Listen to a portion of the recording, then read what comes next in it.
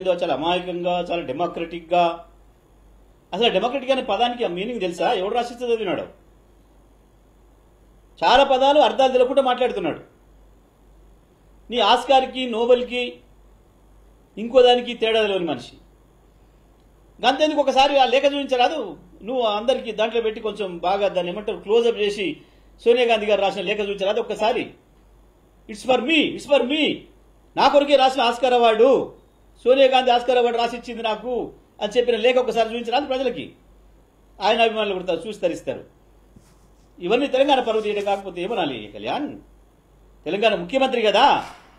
ఓ Revanth Reddy individual అయితే మనకు అక్కర్లేదు, నీకు నాకు 4 కోట్ల మంది ప్రతినిధి. ఓహో తెలంగాణ స్టాండర్డ్ కిదా అని ప్రపంచం అనుకునే దుస్థితి ఉంది కదా ఇవాళ. ఇవన్నీ ఒకవైపు నేను ఎందుకు కోపానికి వస్తున్నా, నేను ఎందుకు మళ్ళీ ఉద్యమకారుని రూపమెత్తినా అంటే కళ్యాణ్ ఒకటే నా మాట, మళ్ళీ తెలంగాణ హక్కులకు భంగం కలుగుతున్నది. మమ్మల్ని తిడితే మేమేమనలే, మమ్మల్ని వ్యక్తిగతంగా తిట్టినా మేము ఎప్పుడు పట్టించుకోలే, మా పార్టీని మీకు ఇష్టం వచ్చినట్టు తిట్టినా మేము పట్టించుకోలే.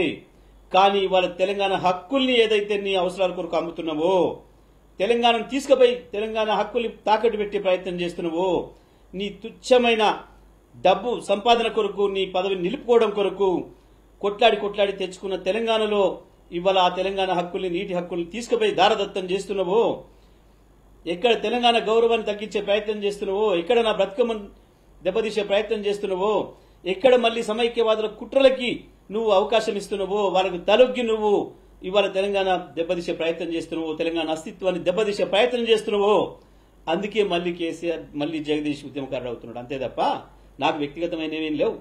నన్ను ఆయన వ్యక్తిగతమైన విమర్శలు చేసినాడు ఎన్నడూ పట్టించుకోలే. ఇవాళ మొదటిసారిగా మీరందరూ చూస్తున్నారు.